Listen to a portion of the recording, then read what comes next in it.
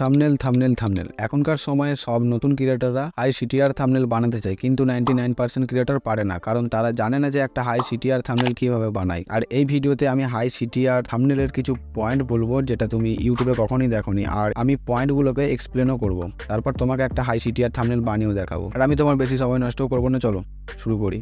তো গাইস, আমি এই ভিডিওটা দুটো পার্টে ডিভাইডেড করেছি, পার্ট এ আর পার্ট বি। পার্ট এ তে দেখবো থাম্বনেল বানানোর ব্যাপার আর কি পয়েন্ট ফলো করে একটা থাম্বনেল বানাই। পার্ট বি তে আমি তোমাকে একটা হাই সিটিআর থাম্বনেল ক্রিয়েট করে দেখাবো।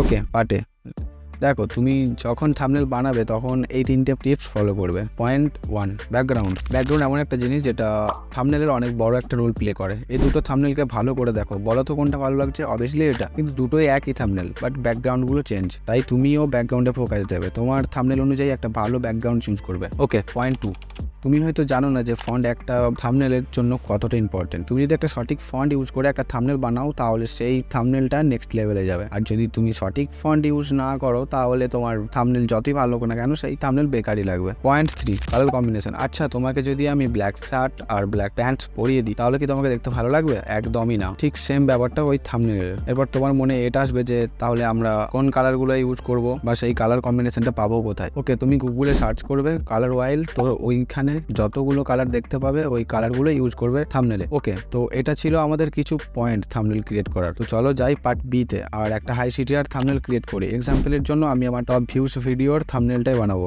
Let's begin. ওকে, তো ওই থাম্বনেলটা পয়েন্ট টু পয়েন্ট বানানোর জন্য তোমাদেরকে সবার প্রথমে ব্যাকগ্রাউন্ডটা ইউজ করতে হবে, তারপর টেক্সট, তারপর আদার্স অপশনগুলো। তো সবার প্রথম তুমি এখান থেকে পিকচার ট্যাবটা ওপেন করবে।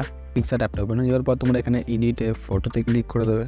তারপর ব্যাকগ্রাউন্ডে এখান থেকে তোমরা সিলেক্ট করবে। গ্রেড ব্যাকগ্রাউন্ডটা তোমরা সিম্পলি ক্রোম থেকে ডাউনলোড করে নিতে পারবে। তো আমি গ্রেড ব্যাকগ্রাউন্ডটা এখান থেকে অ্যাড করে নিচ্ছি। ওকে, তো গ্রেড ব্যাকগ্রাউন্ডটা এখান থেকে আমি অ্যাড করে নিয়েছি। তারপর এখান থেকে তোমাদেরকে অ্যাড করতে হবে ওখানে যে ফোনের পিএনজিটা আছে, ওটা অ্যাড করতে হবে। এখান থেকে স্টিকারে ক্লিক করে দেবে।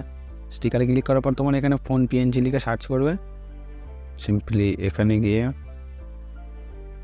ফোন লিখে সার্চ করবে, তাহলে এখান থেকে তোমরা পেয়ে যাবে অনেকগুলো ফোন। তো আমি এখান থেকে এটা সিলেক্ট করে নিচ্ছি। তারপর এটাকে তোমরা এখান থেকে বাড়িয়ে এটা এরকম করে অ্যাড করে নেবে। তারপর এখান থেকে এটা ছেড়ে দেবে। এরপর তোমাদেরকে এখানে তার আগে এখানে টেক্সটটা অ্যাড করে নিতে হবে। তার জন্য এখানে টেক্সটে ক্লিক করে কিলার ভয়েস ওভার ছিল, তো KILL, এখান থেকে তোমরা এটাকে লিখে নেবে। তারপর আমি গাইস সেম টু সেম মার্কছি না, জাস্ট তোমাদেরকে প্রসেসটা দেখাচ্ছি। তো এখান থেকে তোমরা এটার ফন্টটা চেঞ্জ করে নেবে, আর ফন্ট তোমরা গুগল ক্রোম থেকে ডাউনলোড করে নেবে রোবটো ব্ল্যাক লিখে। তো এইভাবে ফন্টটা অ্যাড করে নেওয়ার পর এটা একটু বাড়িয়ে এটার কালারটা এখান থেকে তোমরা গ্রিন করে নেবে। এভাবে এটাকে গ্রিন থোড়া একটু রোটেট করে, তারপর এখানে তোমরা আবার ভয়েস ওভার লিখবে। ভয়েস ওভার, তো এটার কালার এখান থেকে হোয়াইট করে নেবে।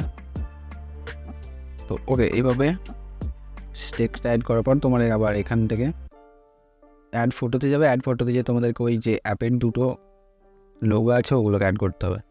তার জন্য এখান থেকে আমি এগুলো অ্যাড করে নিচ্ছি, রিমুভ ব্যাকগ্রাউন্ড করে নিই। ওকে, এটা হয়ে যাওয়ার পর এটাকে এখান থেকে ছোটো করে এটা এখানে জাস্ট এইভাবে অ্যাডজাস্ট করে নেবে। তারপর আর একটা অ্যাড করতে হবে, যেটা হচ্ছে অ্যাডোবি পডকাস্ট। তো অ্যাডোবি পডকাস্ট তোমরা লোগোটা সিম্পলি পেয়ে যাবে। এটাকে এখান থেকে রিমুভ ব্যাকগ্রাউন্ড করে জাস্ট অ্যাডজাস্ট করে ছেড়ে দেবে। তারপর এখানে তোমরা আবার অ্যাড ফটোতে ক্লিক করবে। অ্যাড ফটোতে ক্লিক করার পর তোমাদেরকে ওই অ্যারোটা অ্যাড করতে হবে, যে অ্যারোটা ওইখানে অ্যাড হয়ে আছে। তো তোমরা এসে থাম্বনেলটা ভালো করে চেক আউট করে নিয়েছো। তো আমি সেম টু সেম বানাচ্ছি না, বাট ওটার মতোই বাড়িয়ে দেখাচ্ছি। সেম টু সেম বানাতে গেলে অনেকটা লেট হয়ে যাবে। ওকে, তো এখান থেকে ছোটো করে নিচ্ছি। আর তারপর তোমাদেরকে একটা স্ক্রিনশট অ্যাড করতে হবে, যেটা হচ্ছে রেজ 4-এর হবে। রেজ 4-এর যে ভয়েস ওভারের স্ক্রিনশটটা ওটা অ্যাড করতে হবে। তো এখান থেকে এটাকে কাট আউট করে নেবে। তারপর এটাকে একটু কাট আউট, এখান থেকে এটাকে রাইটে ক্লিক করে এটা জুম করে এখান থেকে এটা ভালো করে তোমরা অ্যাডজাস্ট করে নেবে।